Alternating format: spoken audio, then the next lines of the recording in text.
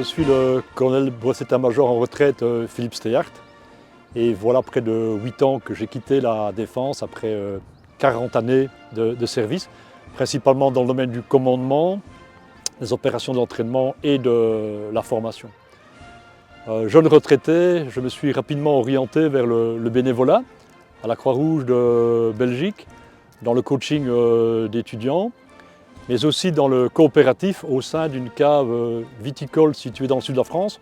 Ma foi, c'est assez agréable, mais aussi plus récemment dans la coordination d'un centre de vaccination. J'ai été agréablement surpris de constater que des qualités de chef que nous militaires nous considérons comme naturelles, comme allant de soi, et bien que ces qualités sont fortement appréciées en dehors de notre microcosme. C'est principalement notre engagement, notre rigueur intellectuelle et surtout le respect qu'on a vis-à-vis des gens qui marquent les esprits civils. Bon, mais qu'est-ce que j'entends par engagement ? Eh bien, habité par le sens du devoir et l'esprit de la mission, la majorité des militaires s'engagent avec force et détermination lorsqu'ils embrassent une cause. C'est notoire, c'est bien connu et c'est d'autant plus vrai pour leur chef. S'engager, c'est quand vous occupez une nouvelle fonction, un nouveau poste, c'est immédiatement prendre les mesures nécessaires pour devenir compétent le plus vite possible et ainsi dominer votre sujet. Mais quoi qu'il en soit, restez modeste car l'humilité est la marque de fabrique des grands chefs.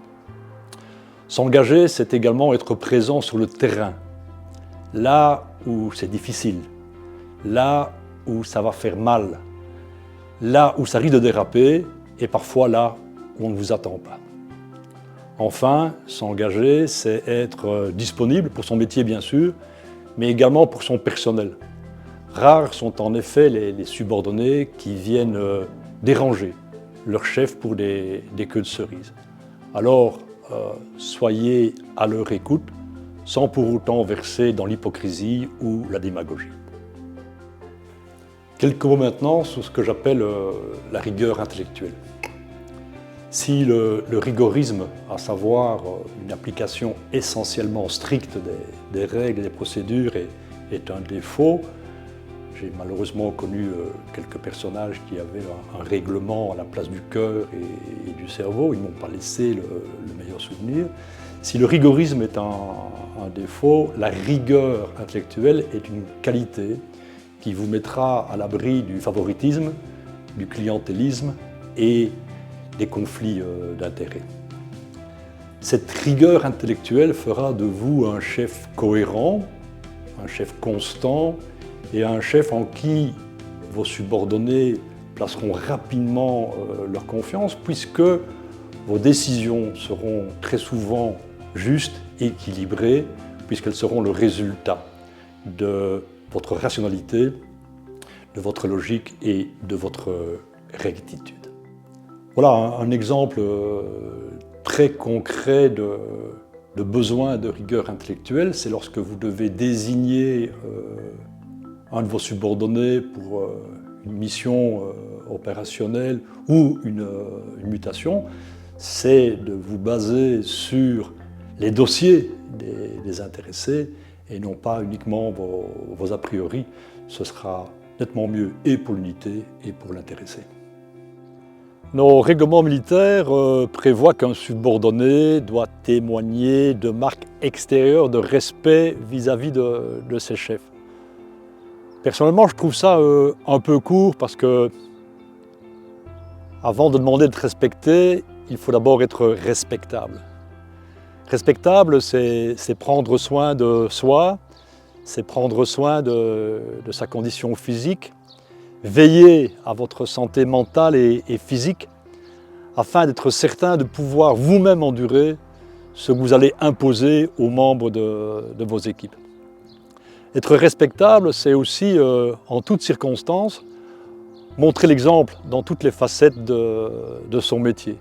Cette exemplarité vous mettra à l'abri du « faites ce que je dis et pas ce que je fais ». Respecter son personnel, c'est aussi en toutes circonstances rester poli et courtois. C'est éviter de choquer inutilement. C'est considérer son personnel. C'est pour ça qu'il faut être à l'écoute de celui-ci. L'aider parfois à s'exprimer, être ouvert soi-même à des avis différents des siens, à condition bien sûr qu'il soit exprimé de manière polie, qu'il soit circonstancié et surtout qu'il soit argumenté. Mon passé militaire, doublé de mon expérience civile, me laisse croire que l'engagement, la rigueur intellectuelle et le respect sont trois valeurs de leadership universelles, voire intemporelles. En effet, un chef doté de ces trois qualités n'aura aucun problème à mener ses équipes, quel que soit le milieu, militaire, académique, médical, quel que soit le type d'équipe. Une compagnie d'infanterie, une soixantaine de médecins et d'infirmières, ou une maison Croix-Rouge, mais également quelle que soit la situation, qu'elle soit de routine, qu'elle soit de crise, les vendanges par exemple, ou malheureusement les inondations de juillet 2021. Je voudrais profiter de l'occasion pour m'adresser aux capitaines et lieutenants qui commandent une unité. Au-delà du nombre magique de 150 subordonnés, le lien humain, le lien humain qui unit un chef à son personnel disparaît au détriment de structures, d'organigrammes. Alors profitez de votre commandement pour aiguiser vos talents de chef, au risque sinon de ne pas profiter par la suite pleinement de votre carrière. Je terminerai enfin par une devise que j'affectionne et que j'ai lue sur le fronton d'une mairie dans le sud de la France: honneur aux anciens et surtout confiance aux jeunes. Un bel outil.